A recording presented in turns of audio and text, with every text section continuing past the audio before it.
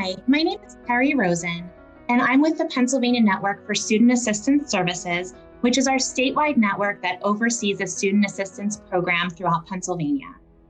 Throughout this presentation, which is an overview of the student assistance program and how it can help a child who is struggling, I'm going to be talking about the student assistance program, referring to it as SAP.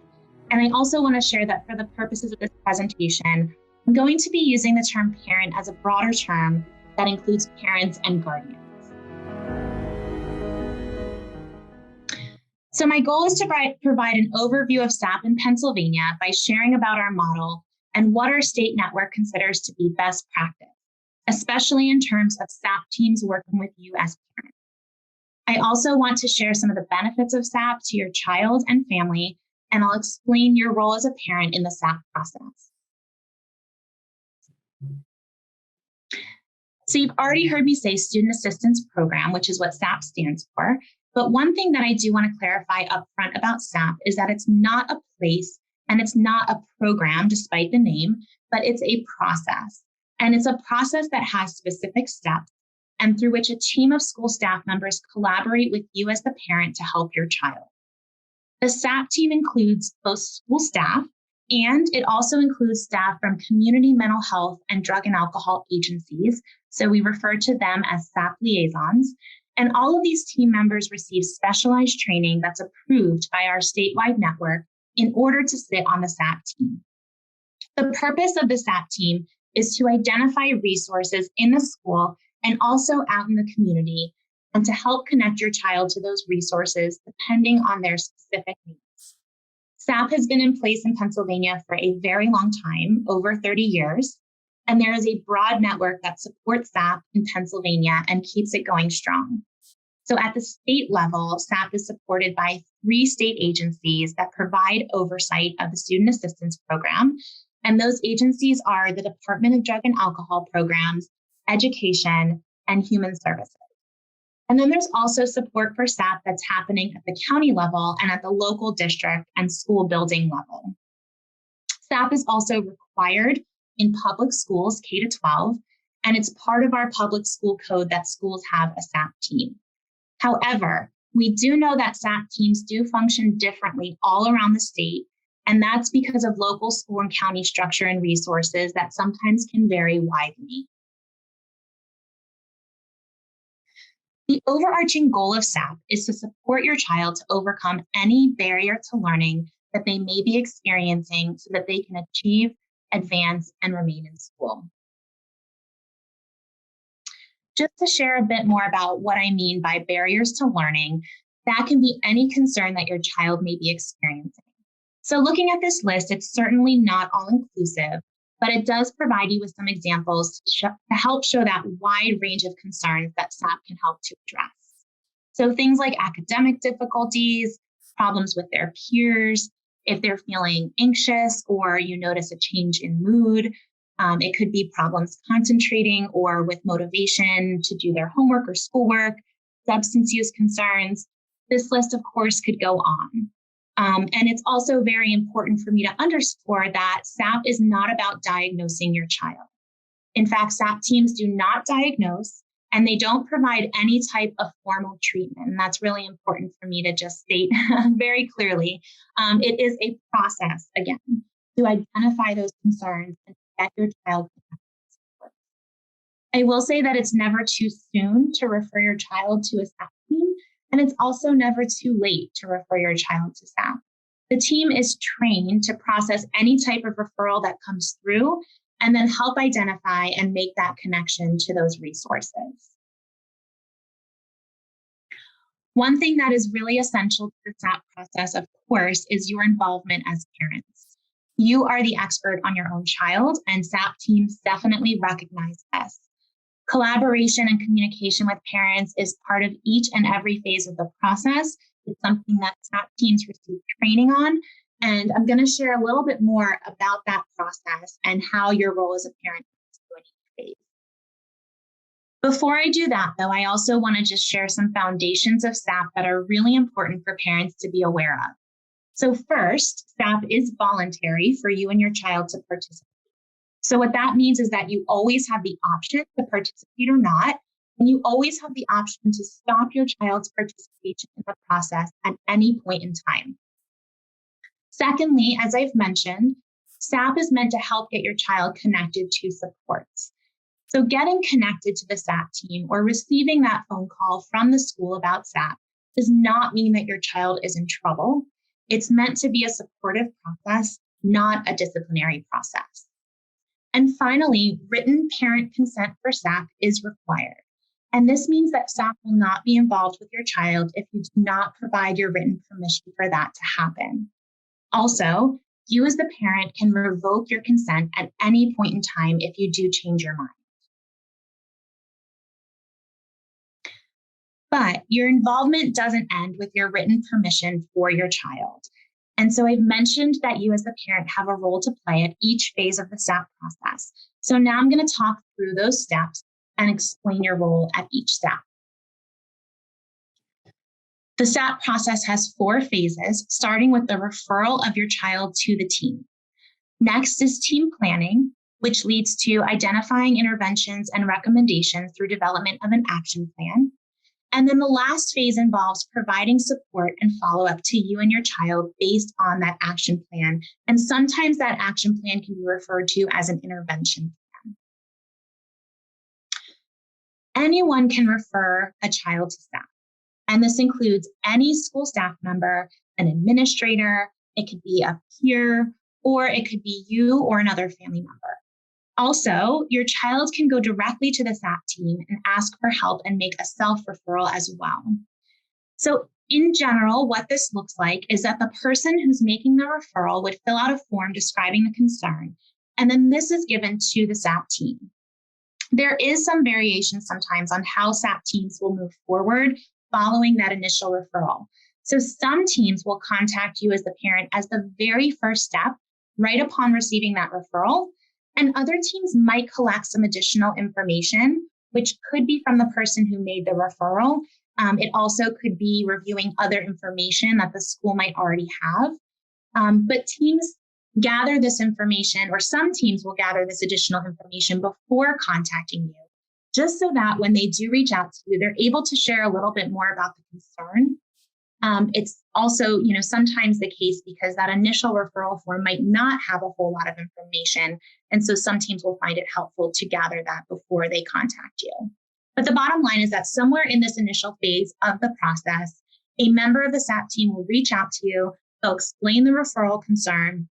They should explain the SAP process and also ask for your written permission to proceed with the process.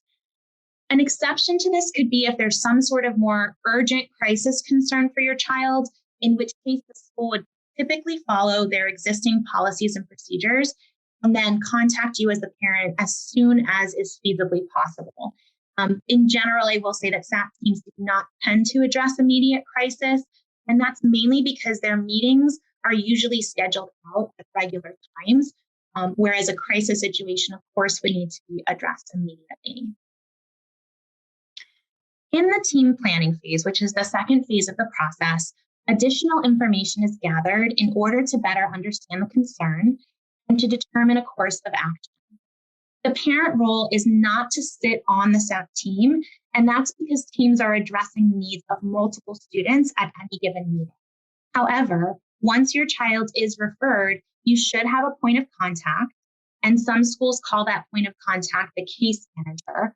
But in general, it is a school SAP member who is going to be in communication with you at each phase, and is someone that you also can reach out to at any time if you have questions at points along the process. The process of gathering additional information can include any number of things. So first, you as the parent will be contacted to provide more of a background or history. And you might be asked to complete a behavior observation form or some sort of checklist to give the team some more information. Sometimes schools will also schedule meetings with the parents to gather their information that way. Some might do it over the phone. It can really vary. Another source of information may come from your child directly, and that's to gather that information from them, from their perspective. It could also be that additional staff members in the school, maybe your child's teacher or other school staff, give input. Sometimes they're also asked to complete a behavior checklist or observation form similar to the one that you might be asked to complete.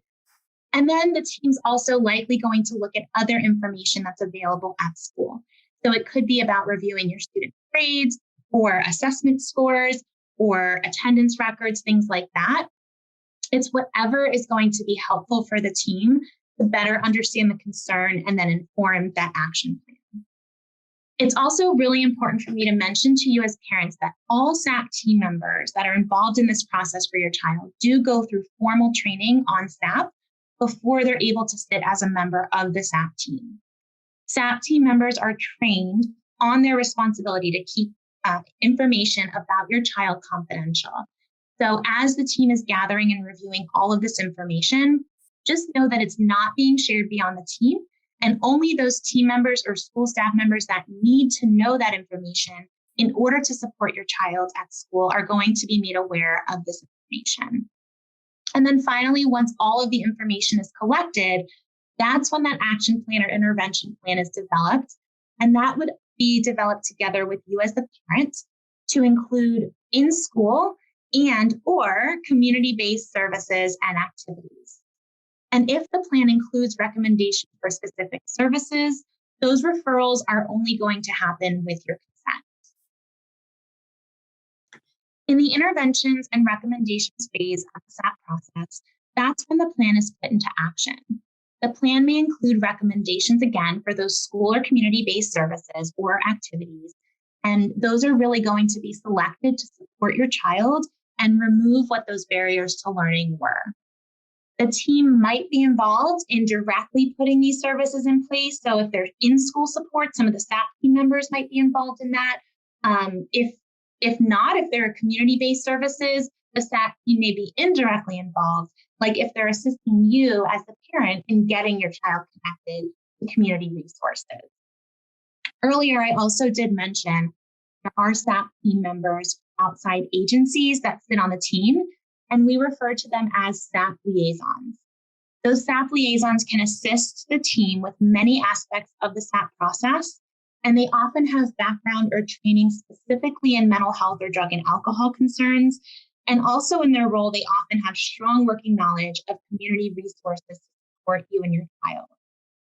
When the team has concerns about your child that are beyond the scope of the school, one of the recommendations may involve the SAP team referring your child for a screening or assessment by that SAP liaison.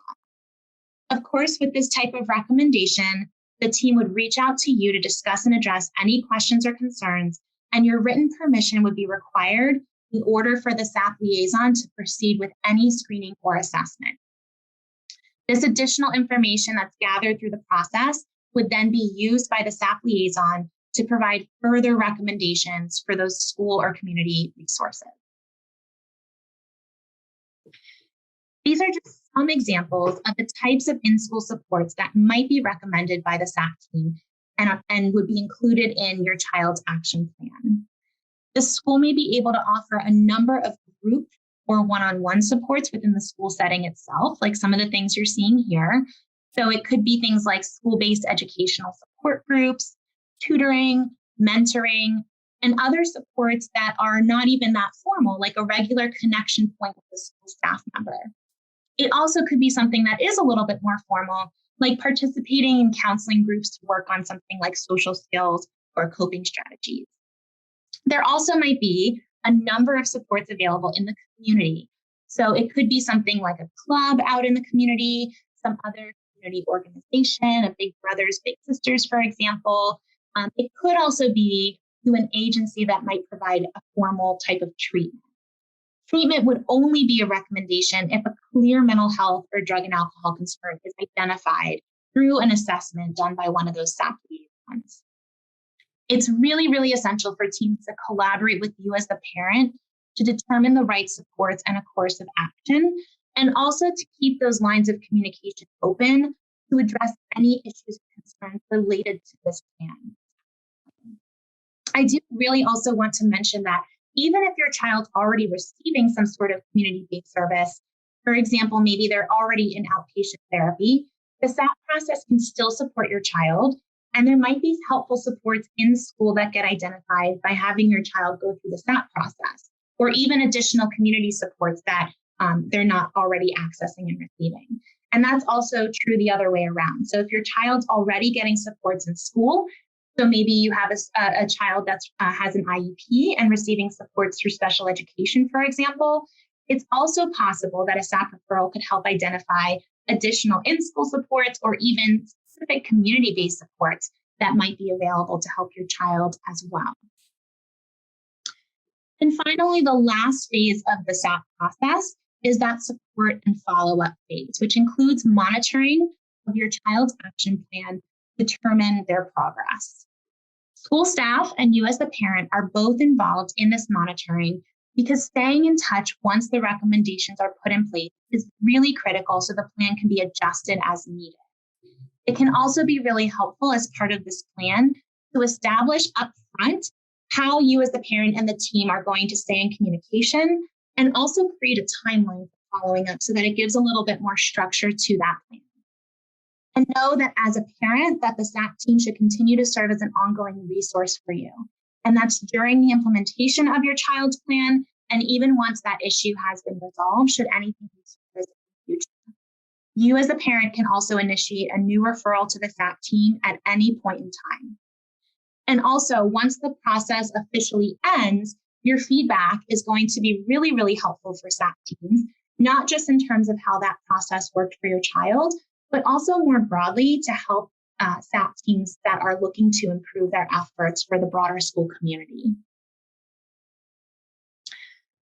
So that is the general process for SAP, but I do again want to reiterate that school teams look different all throughout Pennsylvania. Sometimes those teams are even called something different from SAP, so I would encourage you to look on your child's school or district website to learn more about what SAP looks like locally, and also to identify a point of contact to reach out to if you do have questions or if you're concerned about your child and thinking about making a referral. Also, I did mention this earlier, but I want to say again that there is state oversight of SAP through those 3 agencies.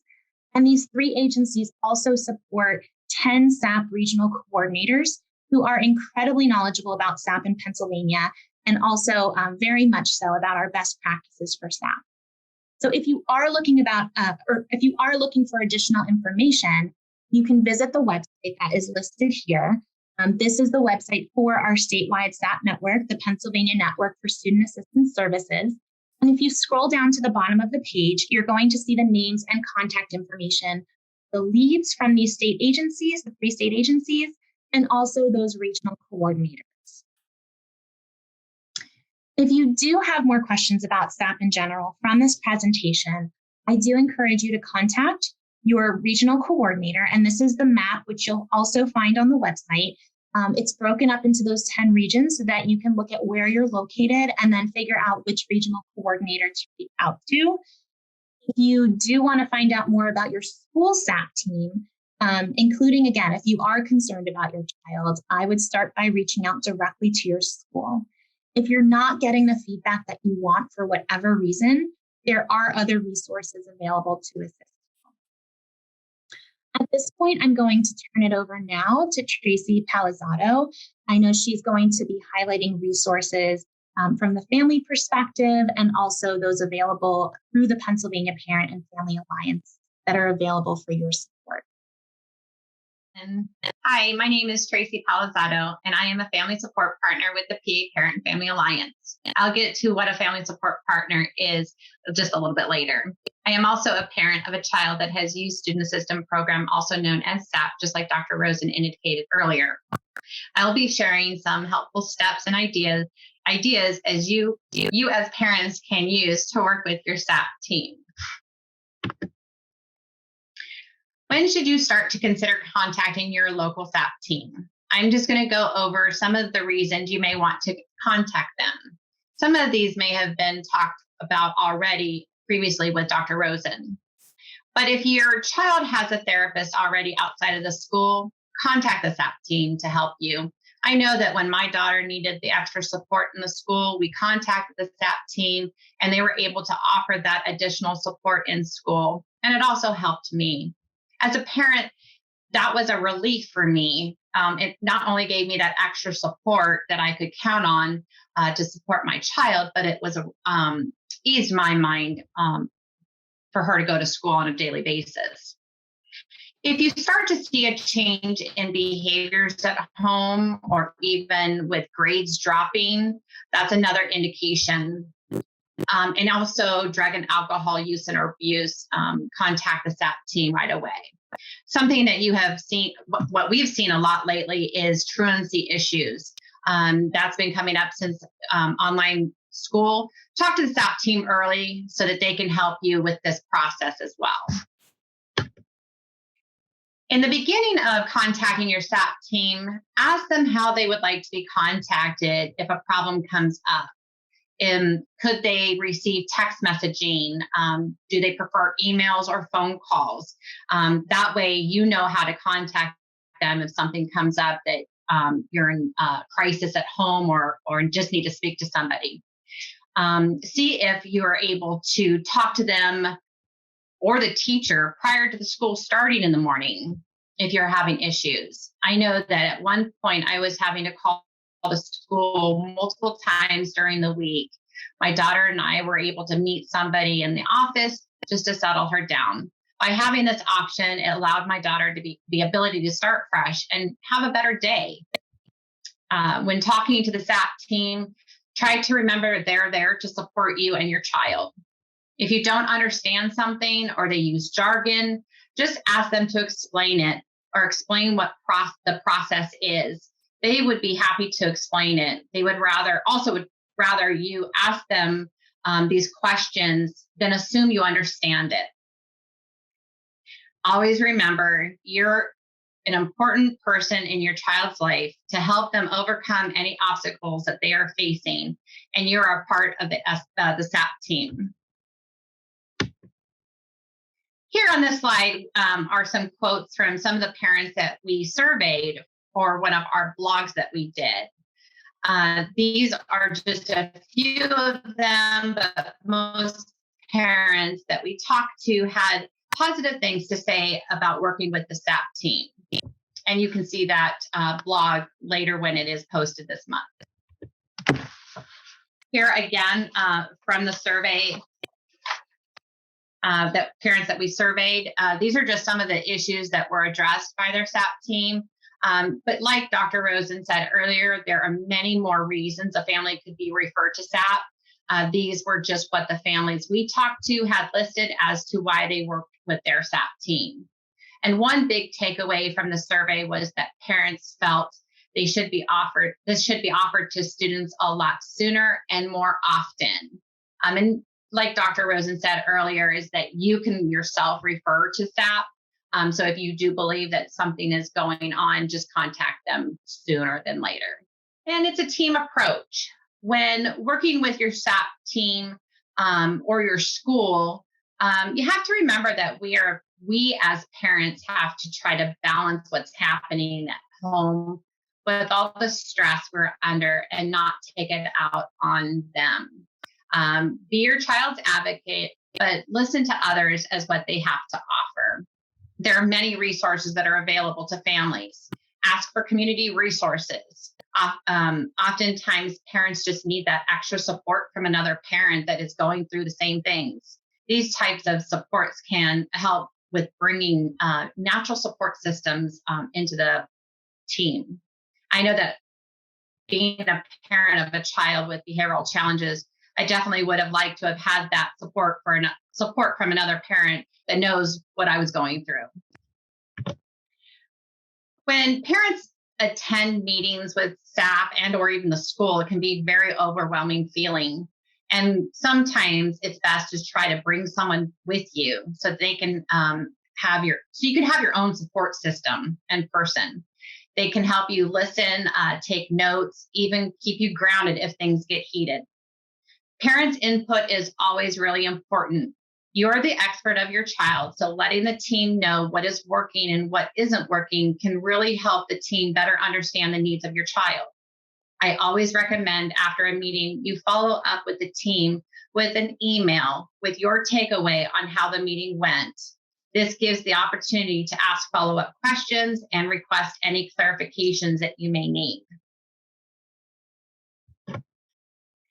Now, how can Parent Alliance help you and your family? We are family support partners, which means we have that lived experience of raising a child with social, emotional, or behavioral challenge, and even substance use disorder.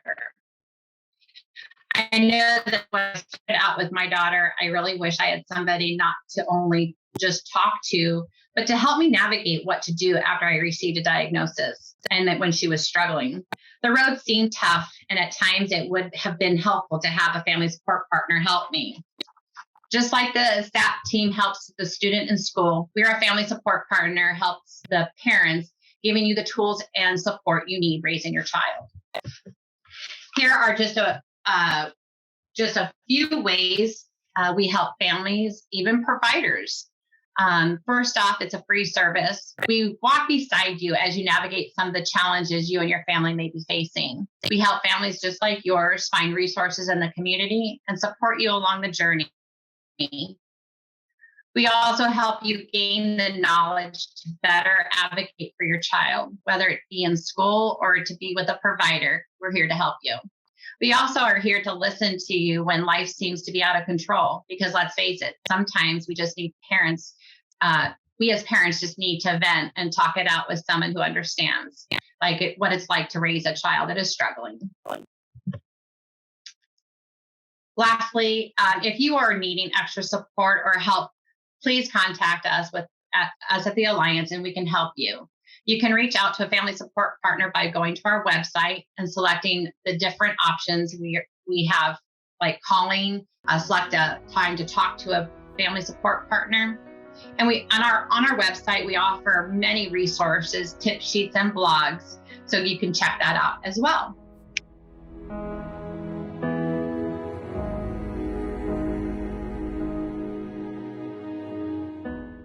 Okay, Dr. Rosen, I did have a few questions. How can SAP be more helpful to parents? I know you touched a little bit on it earlier on in your slide, but how can they be a little bit more helpful to the parents?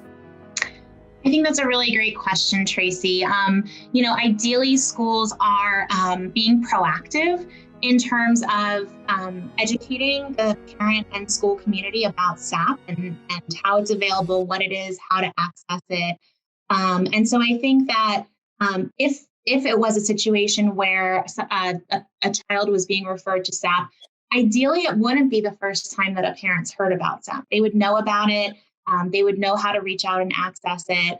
And so, that would then be something that was kind of out there. At the same time, I definitely feel like if a child is referred to SAP, even if the school had done a really good job at making SAP more known to the parent and school community, it's still helpful to really rehash that and really explain SAP, because it is, as we were talking about, it is a process and there's lots of different components to it, especially getting that phone call. I can imagine that would be, there'd just be a lot of emotions in getting that initial call. And so for that case manager on the SAP team, it's really their responsibility to walk parents through, to make sure they have someone they can go to with any questions, to kind of do some of the things that you were talking about in terms of, what's the best way to get in touch with you? And, how can I answer questions that you have? And, what do you want to share in this process? So I think all of those things, are really important. So that front end, kind of making sure SAP is more known so parents can reach out. And then also in the process, just making sure to stay in touch and to be, communicating regularly. Yeah, I think sometimes, the SAP, program isn't widely talked about in schools, and I think that it's such a great resource that we need to highlight it even more. In the very beginning of school, when we have open house, let the SAP team be something that the parents are aware of in the very beginning before things get difficult. And so they have it in the back of their head. Oh, there is a program at school that I can contact somebody at. Yeah, and I think that's really important too, because I do feel that a lot of the concerns that are addressed by SAP teams are concerns that parents don't necessarily know the school can help with. right? So when we're talking about the mental health concerns or the drug and alcohol concerns, it's understandable that, because of some of the stigma around that, a lot of times families want to keep that private. They don't realize that the school has some resources in this process that can help link them with services or that they could get help from that. So I think that, again, putting that out there up front and just, helping parents to recognize that the school can play a role in that, whether it's putting additional things in place in the school, like you mentioned, were helpful for your daughter, or making those connections to the community supports. I think that, a lot of it is kind of getting at the stigma and, also making sure that this isn't really the first time that parents are hearing from the school, that there's other efforts around that outreach for parents and families. Yeah, and I think that breaks down that next question about barriers. I think that parents oftentimes are like, I don't want the school to know what's happening in my home. And, is it their place to know about it, because that could be a scary thing too, like how bad things can be at home. Do I really want the school to know? And taking that stigma away and opening that dialogue between, the parents and families and the school, knowing that there's, additional help. Mm-hmm. And take that barrier down. You mentioned as well, just kind of the team process. Sometimes that can feel really intimidating, especially if parents are coming in for a meeting and it's just this entire team that's sitting there to talk about their child. So I do think, again, part of helping parents understand they are a valued member of the team, even if they're not sitting on a team, right? The team for their child, that's really important. They do have a role at each and every phase of the process. All of that's really important. But I also think it's helpful for parents to understand too, because, we talked a little bit about how SAP does function differently all around the state, and that can happen for a number of reasons too. Sometimes some of those barriers come up because a team isn't functioning, quite well at that point in time. Maybe there's other competing priorities in the school. Maybe there's a change in leadership, or there's a shortage of staff members to sit on the team, or whatever it could be. So, I think that's another thing for parents to kind of recognize, and that's another reason to kind of look and see what's going on in terms of SAP in my district. Because, there are, like I said, any number of things at any point in time that can kind of impact SAP. And it's, again, that's where I think some of the resources you shared with the Pennsylvania Parent and Family Alliance really come into play.